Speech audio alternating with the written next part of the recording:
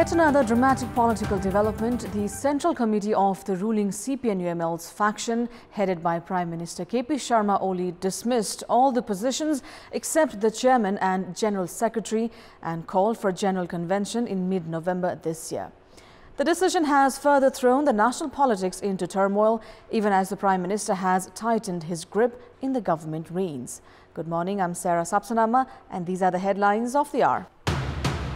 Nepal police nabs 4 people in possession of 2.5 kilograms of uranium from the capital's Bodh area. Incident raises security alarm. CPN-UML's faction, headed by Prime Minister Oli, dismisses majority of party positions, calls for general convention in mid-November. Nepal faction objects its unilateral moves.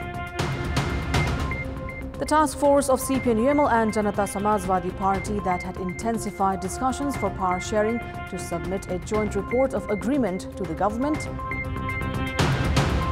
And England clinches an impressive 8-wicket victory over India in its first of its 5-match series.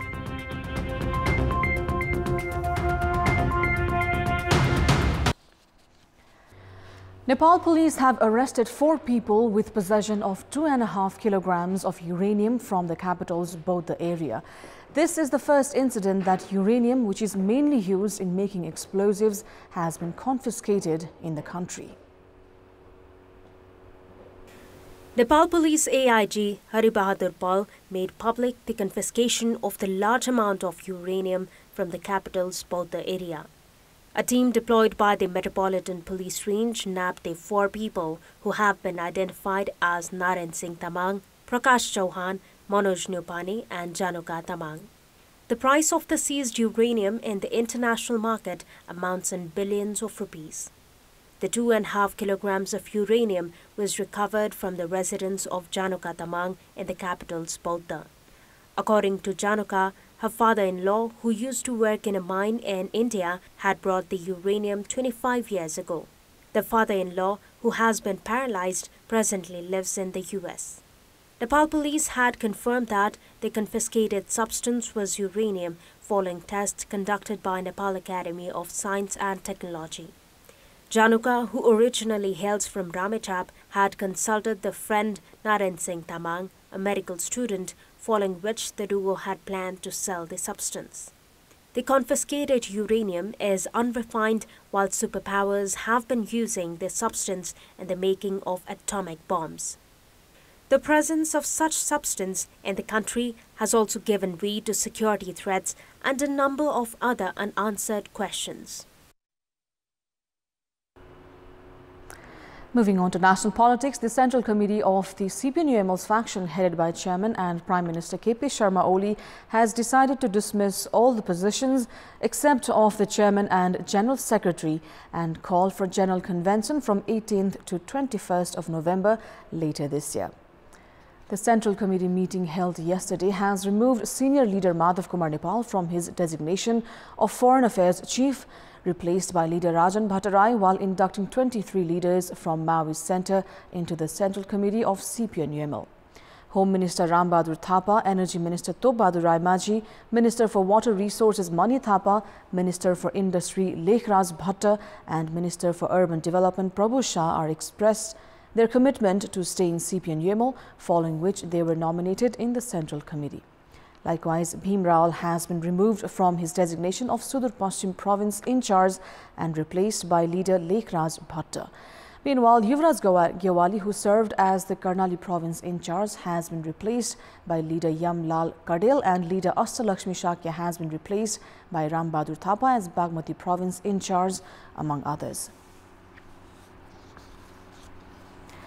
Meanwhile, Yuvraj Gyawali, a leader of the Madhav Kumar Nepal faction, has said that the decision of Chairman and Prime Minister KP Sharma Oli without the presence of his faction is not acceptable to them.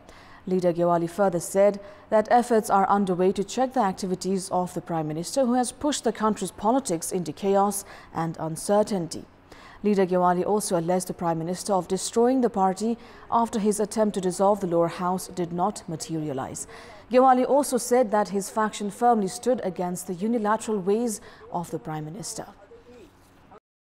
The task force of CPN-UML and Janata Samajwadi Party that had intensified discussions for power sharing have decided to submit a joint report of agreement to the government. The meeting between the task force of both the sides at the Prime Minister's official residence in Balwatar agreed to study the issues raised by Janata Samajwadi Party and submit a joint report to the government. Lakshman Lal Karna, a member of the Janata Samajwadi Party task force, informed about the joint study on withdrawal of the cases filed during the Madhesh movement, releasing their cadres as well as constitution amendment. Premier Oli initiated party equation following the decision of the Supreme Court that revived the CPN-UML and Maoist Centre. Samajwadi Party has demanded the release of its suspended lawmaker Resham Chaudhary, among other leaders and cadres. Chaudhary was convicted of his role in orchestrating Tikapur massacre in 2015 and was sentenced to life imprisonment.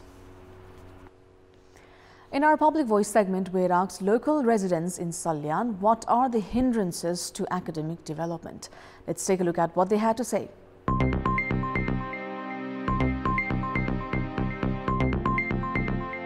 जुनसुकै विद्यालयमा पनि राजनीतिक छ जहाँ पनि अब विविध गठन गर्दाखेरि पनि अब राजनीतिकै खेलहरु खेलिन्छ अभिभावकहरु चाहिँ एकदम धेरै गैरजिम्मेवार भयो नि खास बच्चाहरुको स्थिति के छ भनेर स्कुलमा आएर बुझ्ने त्यो हुन्छ नि सोध्ने टिचरहरुसँग त्यो स्पष्टीकरण लिने त्यो नहुनाले चाहिँ त्यस्तो खालको समस्याहरु चाहिँ आएको जस्तो मलाई लाग्छ गाउँपालिकाले शिक्षालाई अलि कमजोर गराएको छ हाम्रो समाज अलि त्यति बुझ्ने जस्तो पनि छैन स्थानीय तहले बनाएको पाठ्यक्रमलाई अहिले कार्यान्वयन गर्नको निम्ति जति योजना बनाउँछ त्यति योजनालाई अलिकति पुनः रूपमा कार्यान्वयन गर्नुपर्छ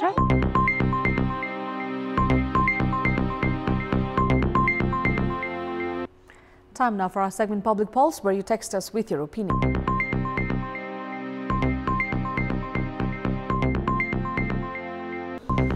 The question is, why has Indian company failed to rope in investment for Upper Karnali hydropower project? Your options are A, investors not confident, B, no market guarantee, and C, trying to impose. The voting is on. Type NEWS, select your option A, B or C and send it to 34001 to share your opinion with us.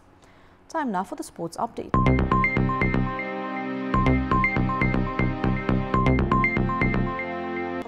Nepal's home matches under FIFA World Cup qualifiers have been shifted to Kuwait.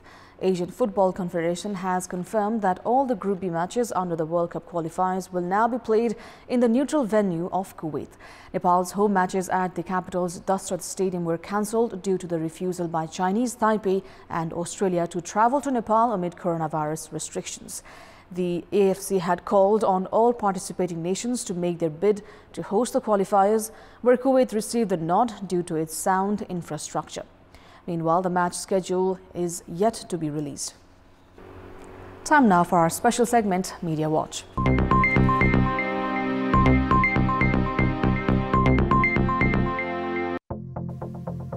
The Supreme Court on Sunday ruled in favor of Rishiram Katel in the Nepal Communist Party's legitimacy case. With the verdict, the Apex Court has revoked the decision of the Election Commission to recognize the unification of CPN-UML and Maoist Centre. The joint bench of Justices Bam Kumar Shrestha and Kumar Regmi overturned the decision of the Election Commission to recognize the Nepal Communist Party after the unification of the two parties. Both the parties had united on 17th of May 2018 to form the Nepal Communist Party. However, a party led by Rishiram Katel, having the same name, was already registered at the Election Commission. Katel had knocked on the doors of the Supreme Court, challenging the Election Commission's decision to recognize the unification of the two parties. The Supreme Court verdict ruled in favor of Katel, citing that the CPN-UML and Maoist Centre would now exist as separate parties.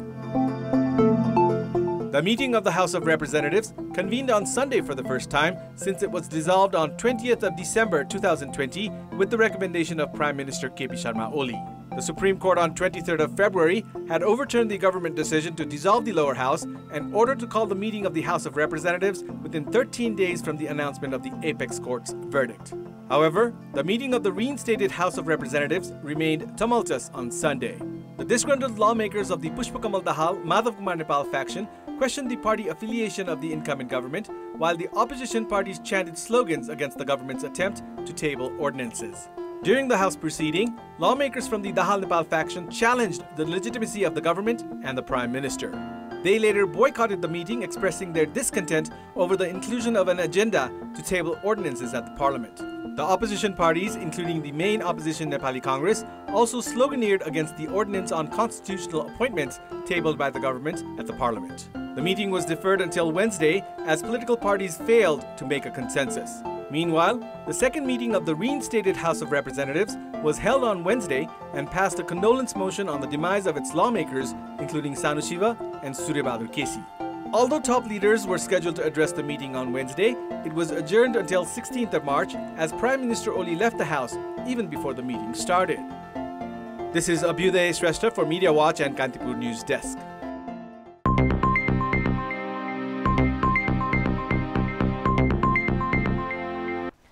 That's all for the moment. Thank you for watching. Have a great day ahead.